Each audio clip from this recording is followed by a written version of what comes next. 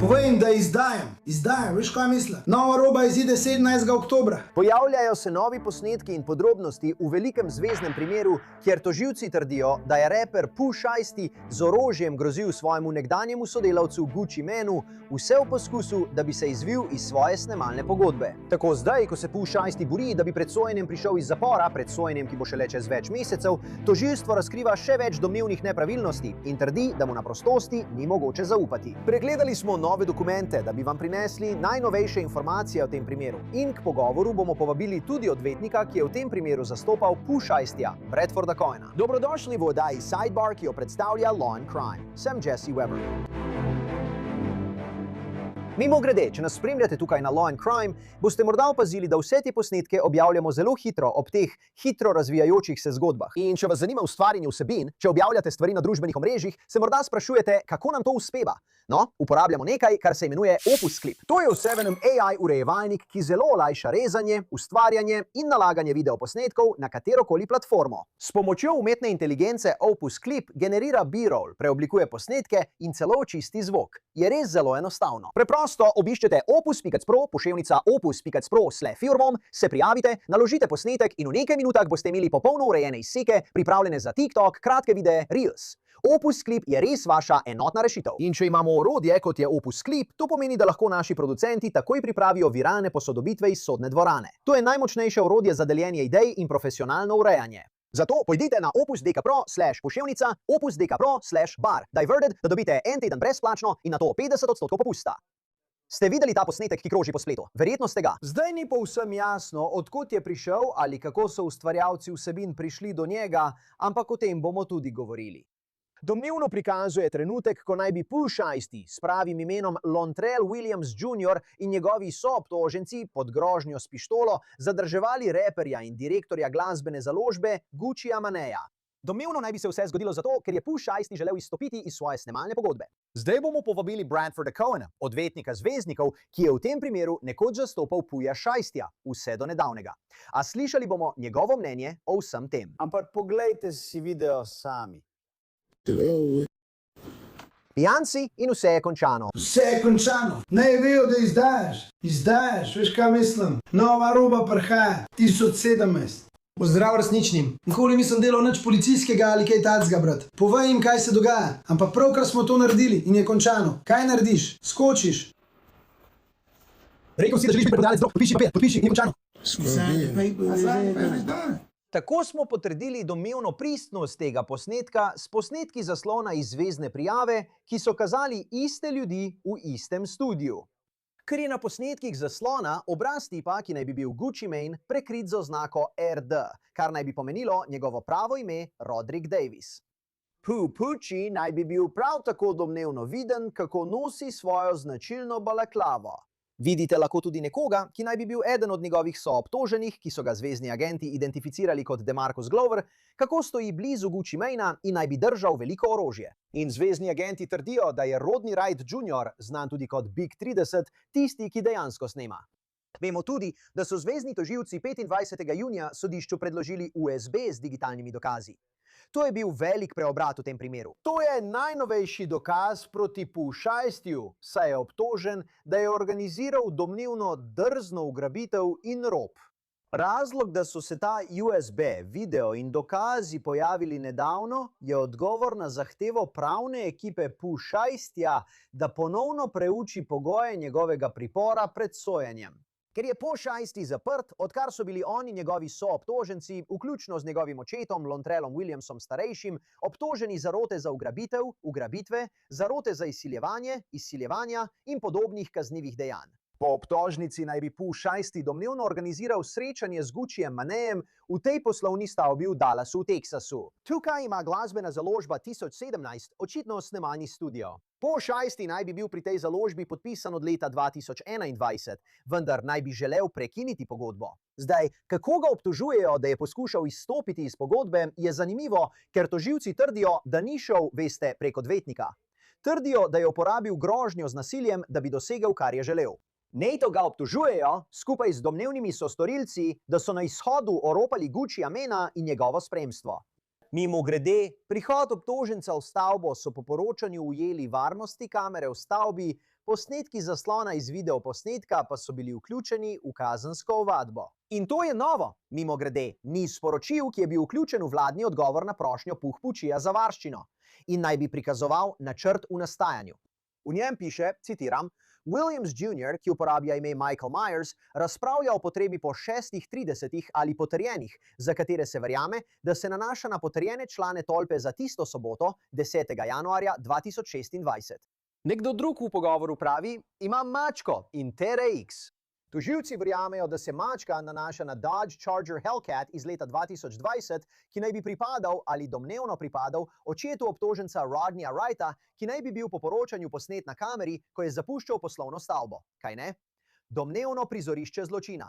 To je zapisano v kazenski ovadbi. Preiskovalci trdijo, da je ekipa vzela luksuzne predmete od Guccija, Maneja in drugih ljudi, drugih domnevnih žrtev, vključno z verižico, verigo, urami, torbo Louis Vuitton. In po navedbah tožilcev so se domnevno isti predmeti kasneje pojavili na družbenih omrežjih obtoženca.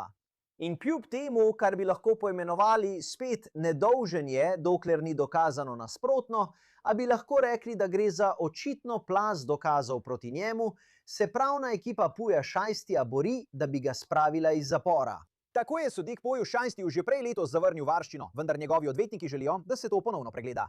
Mimogrede, njegova sojenja so bila prestavljena na februar 2027. Do takrat se lahko marsikaj spremeni, vendar njegova ekipa pravi, da bi moral biti izpuščen pod strogimi pogoji do začetka sojenja. Preden sploh začnemo govoriti o argumentih v tej vlogi, bi se rad malo vrnil nazaj in povedal nekaj o preteklih izkušnjah Puja Šajstija s pravosodnim sistemom, ker je to pomembno. Aprila 2022 je zvezni sodnik v Miamiju obsodil Puja Šajstija na 63 mesecev, torej malo več kot 5 let zapora.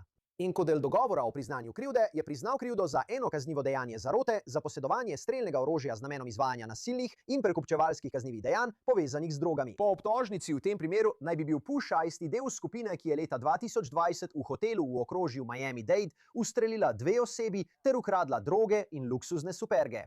Puh Šajsti je bil izpuščen iz Zveznega urada za zapore BOP oktobra lani. In očitno je reper lani jeseni podpisal dokumente, v katerih so bila navedena vsa pravila, ki jih bo moral upoštevati med hišnim priporom. Po teh dokumentih je Puh Šajsti privolil, citiram, ne bom pil nobenih alkoholnih pijač. Po potrebi se bom podvrgel testiranju urina ali alkohola, kot to zahteva pogojni nadzor RRC. V svoji zahtevi za pregled pripora pred sojenjem je pravna ekipa Puja Šajstija navedla, citiram, prijavil se je na vsako zahtevano testiranje urina, nikoli ni bil pozitiven. Vsem pogojem hišnega pripora je sledil brez izjeme. Tukaj je stvar. Po besedah teksaških tožilcev se reper ni držal pravil.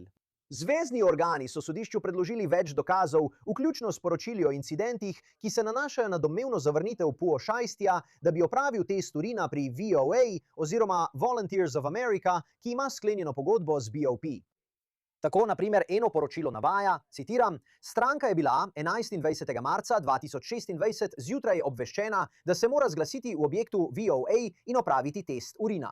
Kasneje tistega večera je bil klient ponovno poklican po telefonu kot opomnik, da mora priti na test urina. Klient je izjavil, da nima prevoza, saj je bil njegov producent izven mesta. Klient je nato vprašal, ali se lahko oglasi naslednje jutro takoj zjutraj. Obvestil sem ga, da moram pridobiti odobritev in ga bom poklical nazaj. Po pogovoru z gospo Blair glede situacije je odobrila, da se klient oglasi naslednje jutro. Nato sem kontaktiral klienta in ga obvestil, da se mora zglasiti 22. marca 2026 ob 10:00 uri. Klient je povedal, da razume. Na 22. marca 2026 ob približno 20:01 se klient ni pojavil. V drugem poročilu je navedeno, da je bil 9. novembra 2025 ob približno 13:39 klient Lantrell Williams pozvan naj odda vzorec urina. Vzorec, ki je bil oddan, je bil hladen in ni kazal temperature med 90 in 100 stopinjami. O tem je bil obveščen nadzornik, ki je nato svetoval, naj se to zabeleži kot zavrnitev.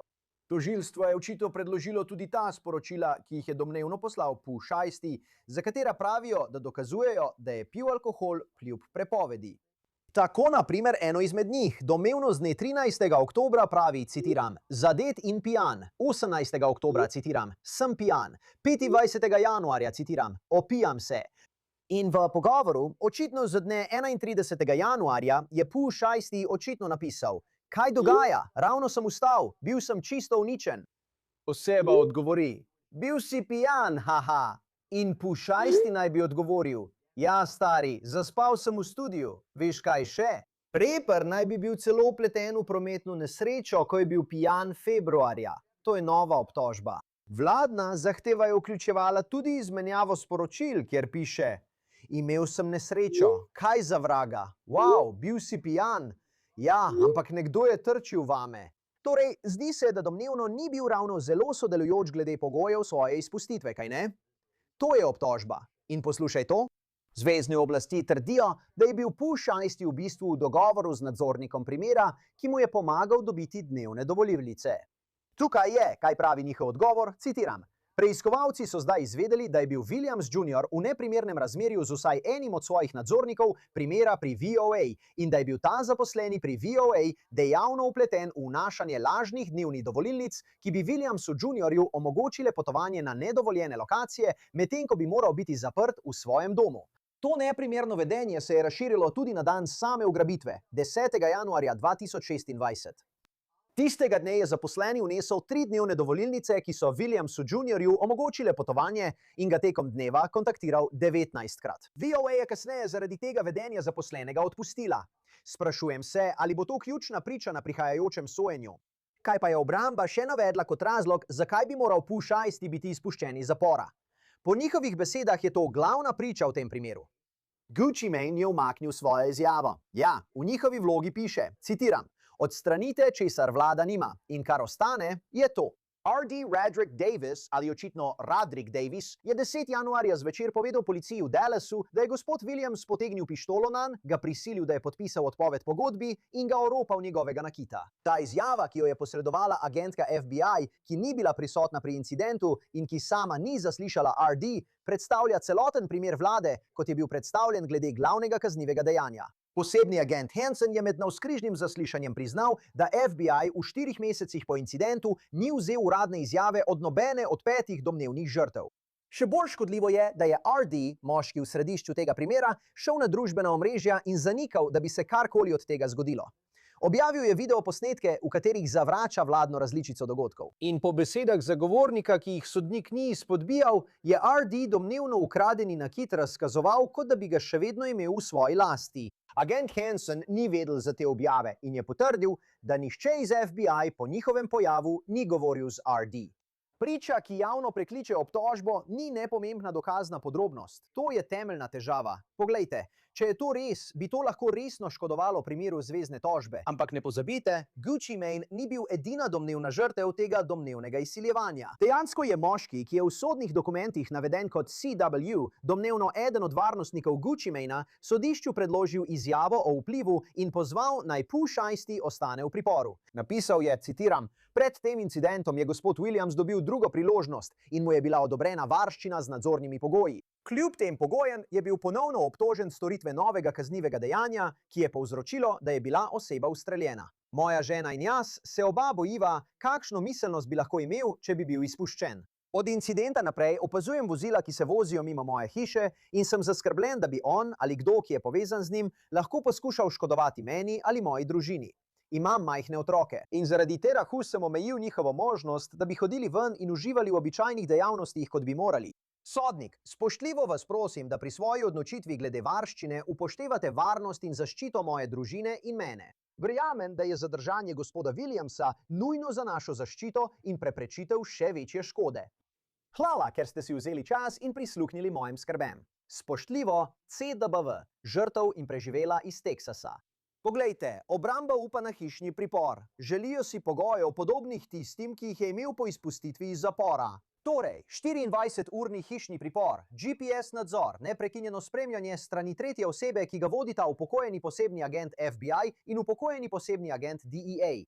Pušajsti bi lahko po poročanju zagotovil varščino z do 8 nepremičninami. Njegova ekipa predlaga, da preda vse potovalne dokumente in potne liste, da se izda prepoved stikov tako z domnevnimi žrtvami kot so obtoženimi, oziroma da se najde način za omilitev morebitnih skrbi, če bi bil izpuščen.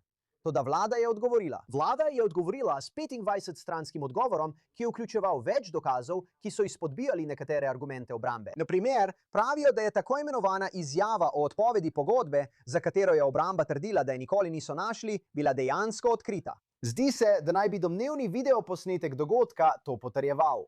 Tožilstvo je prav tako poudarilo, da tudi če Pušajsti nosi elektronsko zapestnico, ga to očitno ne odvrača od domnevnega izvajanja kaznivih dejanj.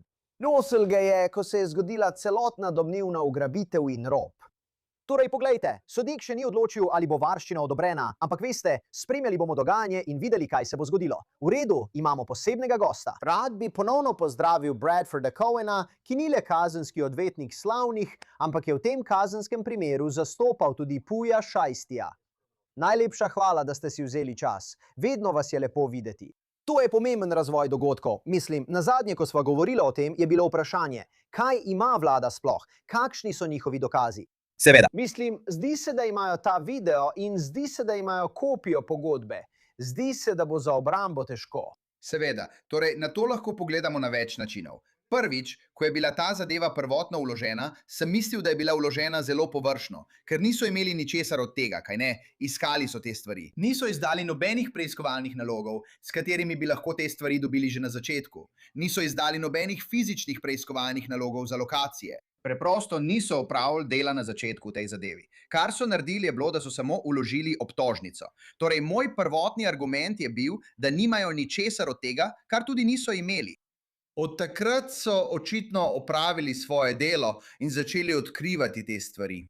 Zdaj bi bil neumen, če bi rekel, wow, to je odličen video za obrambo, ker ni. Ampak po drugi strani je bil moj argument na zaslišanju o varščini, ki sem ga vodil, da tudi če imajo vse te dokaze, to še vedno ne dosega ravni zvezne obtožbe za ugrabitev. Obtožbe, s katerimi so ga obtožili, ne ustrezajo dokazom, ki jih imajo, dejanskim elementom. Torej gre v resnici za pravni argument. Razumem, kako razmišlja javnost. Danes sem objavil na svojem Instagramu in mnenje je, da je z njim konec. In to, da je moj bog vpleten v vse te različne stvari. Ne razumejo pravnega argumenta v ozadju. Zdaj, to je morda primer zvezne države. Morda gre za nekatere argumente zvezne države. Morda bi morali vložiti še kakšne druge zvezne obtožbe, vendar ne zvezne obtožbe za ugrabitev. Pojasni mi, zakaj to ne ustreza temu? Da bi lahko šlo za zvezno obtožbo za ugrabitev, mora obstajati korist in ta korist mora biti dokazana. In njihova korist, njihova teorija te koristi, to je ena sestavina, mimogrede. Druga sestavina je, da pride v poštev neka klauzula o meddržavni trgovini. Ne morejo dokazati, da so bile te orožje izdelana zunaj Teksasa, kar je običajno način, kako pripeljejo primere na zvezno sodišče, primere ugrabitve. Mora vplivati na meddržavno trgovino. Potem pa rečejo, no, morda so njihovi mobilni telefoni potovali. Komunicirali so preko svojih mobilnih telefonov. To nima nobenega smisla, ker tega niso nič pokazali. Kaj pa potovanje? Torej bi morali dokazati, da so potovali prav z namenom ugrabitve ali storitve tega kaznivega dejanja. Tega niso dokazali. To je bil moj prvotni argument. Imel sem sodno prakso, ki je to podpirala in res mislim, da je bil to zelo, zelo dobro izoblikovan argument, ki ga sodišče preprosto ni želelo upoštevati. Ona je samo videla, v redu, ta agentka FBI je prišla. Pravi, da je bila ugrabitev. Jaz bom rekla, da je bila ugrabitev. Teđenski sodnik v primeru, ki je takrat pregledal dokaze, je rekel, ne vidim, zakaj bi bil to zvezni primer ugrabitve za Big 30 in očeta Puja na njunem zaslišanju za varščino. Pritožili so se sodniku in sodnik je rekel, tukaj ne vidim zveznega primera ugrabitve, določil jima bom varščino. Torej, to je še vedno predmet razprave. Ali obstajajo še kakšne druge zvezne obtožbe ali različne zvezne obtožbe, ki bi jih lahko obravnavali? Seveda, ampak to je bilo narejeno tako na hitro in površno. Morali bi imeti pravo obtožnico s pravimi obtožbami že od prvega dne. In mislim, da bi bil to bolj jasen primer tako za obrambo kot za tožilstvo. Je to izsiljevanje? Je to poskus? Je to zarota za izsiljevanje? Mislim, da obstaja argument za to. Mislim, da obstajajo nekateri argumenti za ta vprašanja. Spet boste naleteli na vprašanje, ali gre za zvezno izsiljevanje ali za primer izsiljevanja po pravu zvezne države.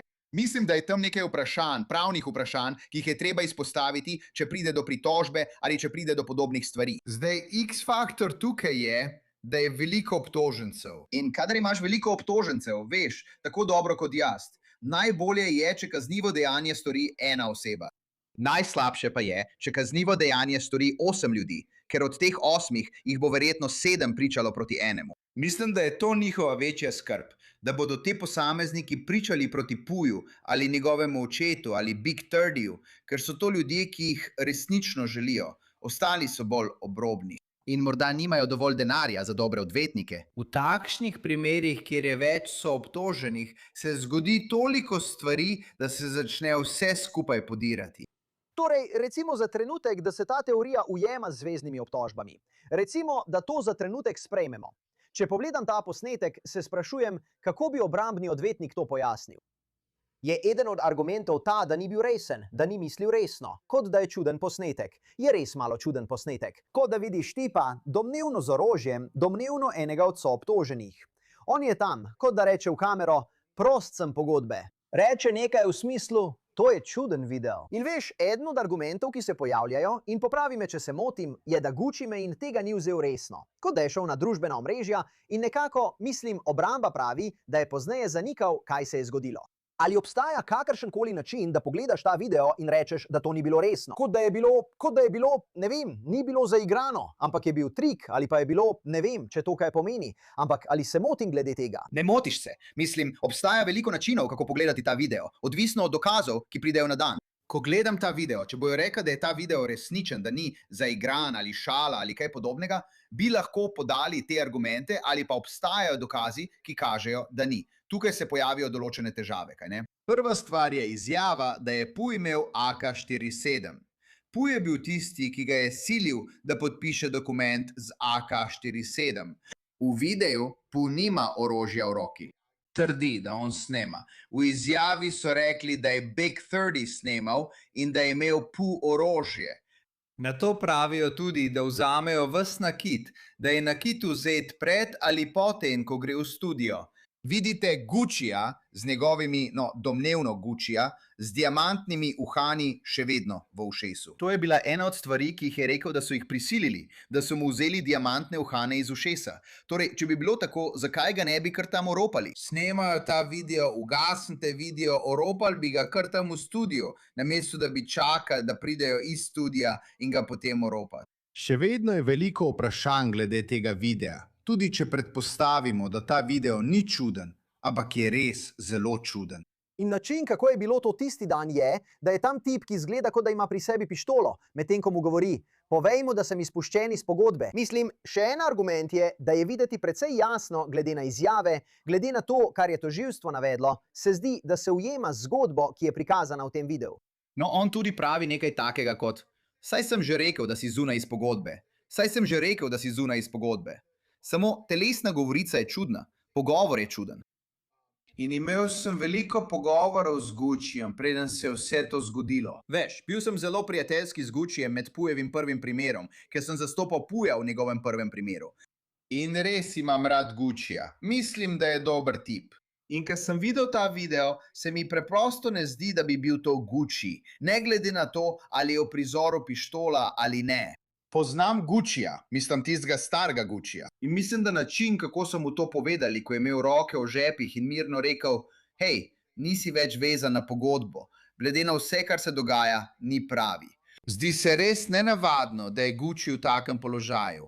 In razumem, vsi pravijo, no, tam je AK-47, tam je veliko fantov. Mislim, med nama, Gucci je bil včasih John Wick. Veš, ne kot nasilni John Wick, ampak z miselnostjo, kot da ga ne zanima, če je tam milijon pištol. To je pač Gucci, zato nikoli ne podcenjujem Guccija. Nikoli si ga ne predstavljam z rokami v žepih, da bi rekel, ja, V redu sem. in ni me briga, kdo je v sobi.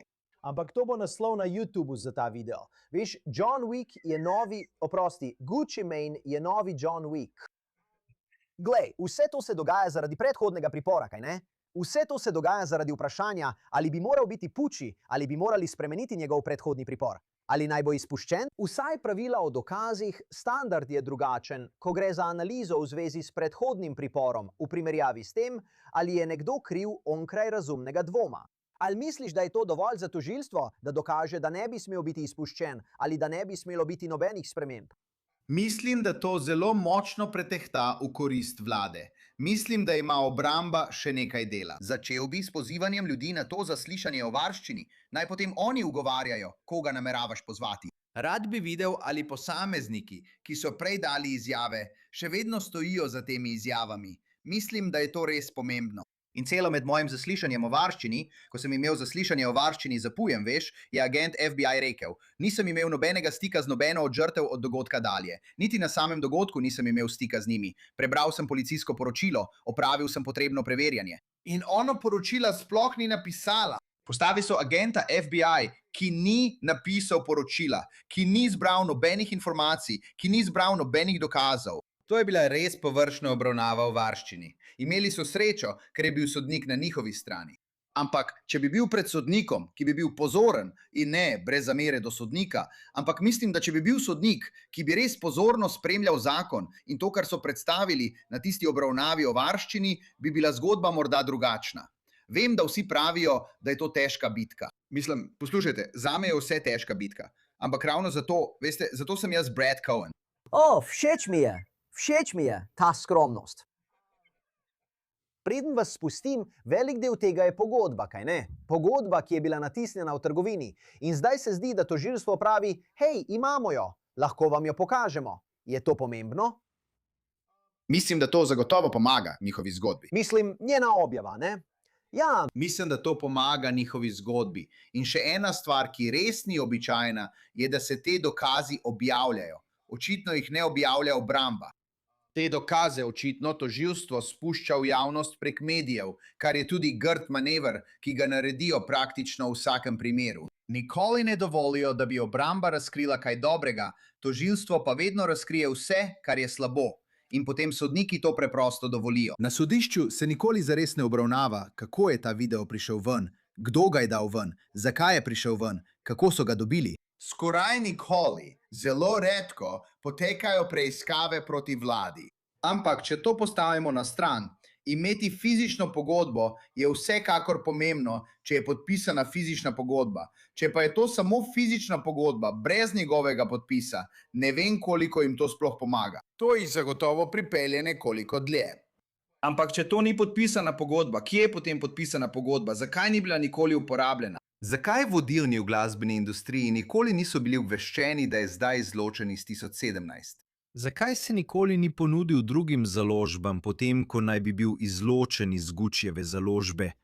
Vsa ta vprašanja se pojavljajo. Če bi bilo to res in se je res zgodilo tako, kot pravijo, zakaj potem ni naslednji dan šel ven in začel pogajanja s Columbia Records ali Sony ali komerkoli ter rekel: hej, nisem več pri 1017. Želim skleniti svojo pogodbo.